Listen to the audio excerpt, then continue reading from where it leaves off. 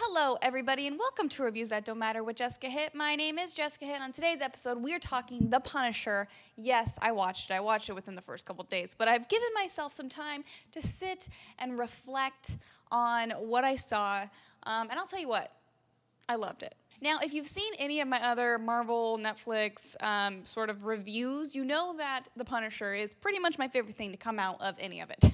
And to tell you the truth, I was very, very excited about seeing this show. But once we kind of got to the last week or two before Punisher came out, I was getting a little worried. I was not getting so excited as I felt like I should have been. I was really excited for the Defenders. But this one, it just with all the violence that's happening in real life, I was wondering, I was wondering exactly how they were going to sort of handle that, I guess, is what I would say. Also, for some reason, I thought it was going to be another short season of 8 episodes, 13 episodes again, which I don't understand this fascination of 13 episodes and Marvel and Netflix stuff. I don't get it. 13, that's a lot. It's really not that much, but it feels like a lot. Especially considering in most of these ventures, there tends to be at least 3 episodes that I don't care much for in everything I've watched when it comes to Marvel and Netflix. Even in Defenders, when it's 8 episodes, there's still some parts that I don't care. Maybe 1 episode in those.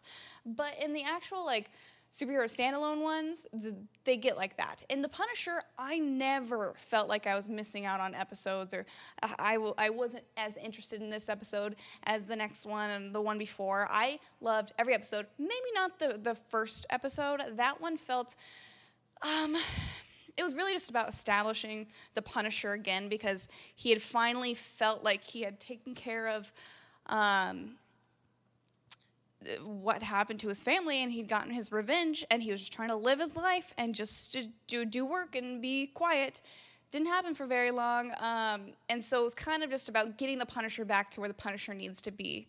And it was fine, and then once the second episode came in, I was in. I was so in. I loved every episode of this. I liked the new characters that we got. I even liked it when they kind of derailed the main story and went to sort of the bombing story, kind of towards the middle end part of it. I was even into that, and maybe it's because I like Karen Page's character so much. I really like her as a writer. I think that she's a very strong character, and I think that she has a bit of a Lois Lane to her in a way where it's just she's gonna get the facts, she's gonna put her story out no matter what, even if it puts herself in danger. And I think that's what attracts Punisher to her, and I think they have great chemistry. Jon Bernthal and Deborah Ann Wool have amazing chemistry. Oh my God. I'm here for it. I would literally just watch an episode of them staring at each other. That's how good it is. I also like the new additions to the Homeland Security people. I liked Madani a lot, and then I liked her, I don't know, her Samwise character is what I keep calling him. I call him Samwise. I cannot remember his name. He's kind of that he's the partner that's a little chubby, and he's held back. He's not going very far in Homeland. He's just kind of doing what he's doing until he gets Madani as a partner. She's kind of put in charge of a lot of things. And I really liked them at first, and then my liking kind of dipped a little bit, and I was just okay, I don't know where they're going with this.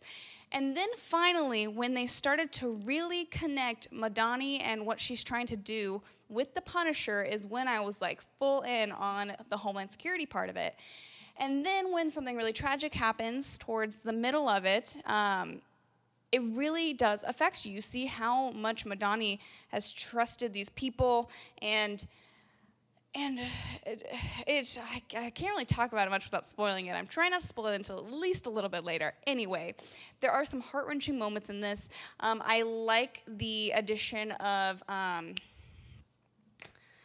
Ben something is his name. He played Caspian in the Chronicles of Narnia, Prince Caspian. For some reason, I'm blanking on his name, and I don't know why, because I really like this actor, and I think he's really talented, and I love what he brought to this sort of antagonistic role opposite of Punisher, where they were best friends. They were doing the Cerberus project together in Afghanistan or wherever they were, and I like the flashbacks that they utilized in the third episode, I believe it was, third or fourth episode, where they show that mission that went wrong that we knew about in Daredevil when he was on trial. And And they really showed a great connection between the two of them, and they have great chemistry and this sort of trust between them. And then to find out that he is, spoiler alert, he's the bad guy in this, and he plays a great bad guy. And the thing about the Netflix Marvel stuff is they do put together really good villains, which the MCU in general has had not the greatest time when it comes to movies, but I feel like all of their TV ventures have done really well. Like in Agents of S.H.I.E.L.D., the first season, the bad guy at the very end, when the Winter Soldier happened, all that kind of stuff, he was great. The one that turned Agent Ward was great in that. And then you have Kilgrave, who I think is the best villain, probably, in all of the MCU, in my opinion. I think with Defenders, I liked Sigourney Weaver's villain, and then Elektra as a villain, I like her as well. As a whole, I actually think they do really well within the TV series because they get to develop them a little bit more and give them a backstory. This one I felt was strong. I still think he's better than 98% of what we get in movie MCU. But I almost wished I would have seen a little bit more, maybe like pain in having to sort of like switch on his friend and like fight him like that, because that's one thing I didn't really feel like I got. I didn't feel like from the villain I got this really like hard decision to betray Frank Castle. But I completely understand his motivations to become what he is. He's trying to get himself ahead in life, which he felt like he never really got a full chance to do. He tried to make it happen, and then he did make it happen. Didn't turn out so well. The ending fight between him and the Punisher is gruesome and heart-wrenching, and I really felt it. I loved that. Overall, The Punisher is a great story. I think it's the best of the Netflix Marvel MCU already. I think it's by far, like, it goes Punisher, and then farther down is Daredevil Season 2, and then Jessica Jones. Or they're pretty close. But there's something about the character of the Punisher, Frank Castle, and honestly, Jon Bernthal. I love Jon Bernthal. If you watch any of my stuff, you know I'll bring him up, and I think he is the best working actor out there today. He can have the smallest role in something, and I'll pick it out, and he's going to be my favorite part. Baby Driver, I want more from him. The Accountant, he's my favorite part of The Accountant. I love it. I was so sad when they killed Shane off in The Walking Dead Season 2. Spoiler alert if you haven't seen it, but if you haven't seen it, that's your own damn fault. Anyway, there's something about Jon Bernthal in it. He has just so much pain behind his eyes as the Punisher. It makes you feel for him. And even though he's stubborn and he's frustrating at times, they combated that, which I have not talked about this character yet, in Micro. They put him in a partnership with a guy who seems like a paranoid sort of whistleblower, which he is.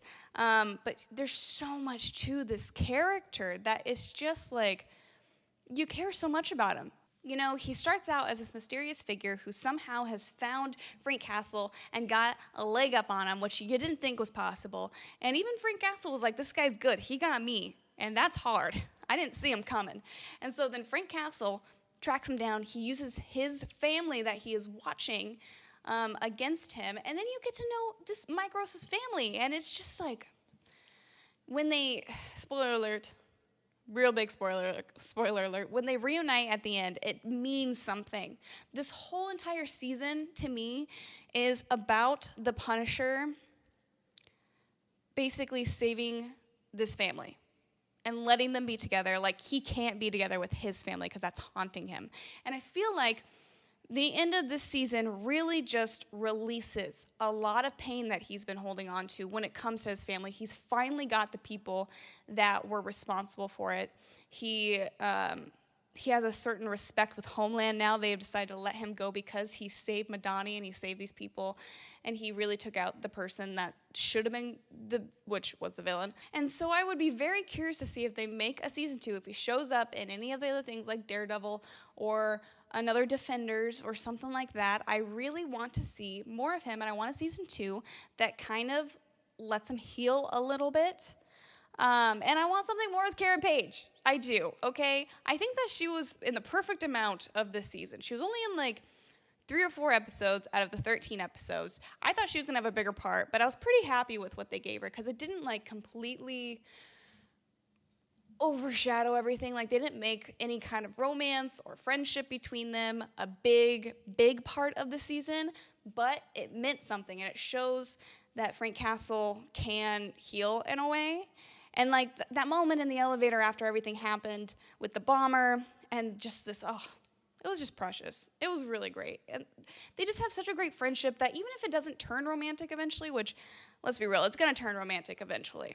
If it doesn't, it's fine by me because their chemistry is so good. Their friendship is so important to both characters.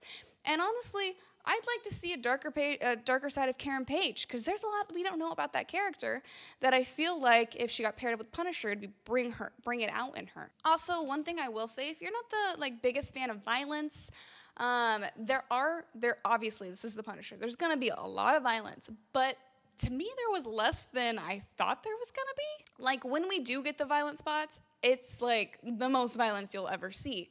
But it's not as much as I actually would have thought would have been in a Punisher series, especially 13 episodes.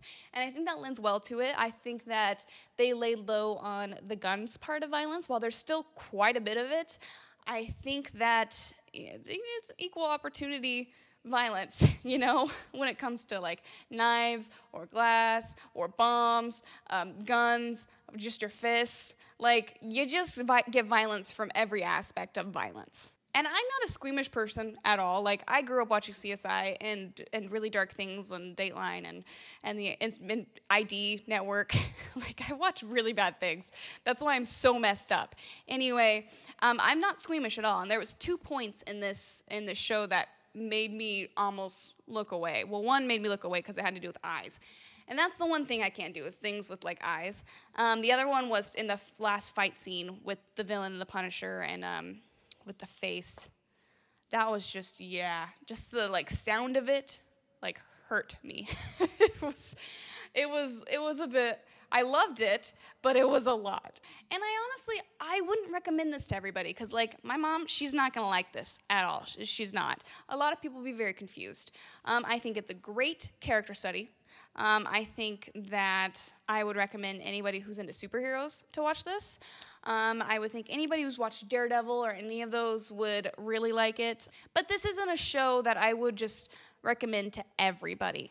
Mainly because I don't think everybody's going to be able to really appreciate it, because they're not into the world, or because they might think it's slow, because it is. I mean, this is a character study in Frank Castle.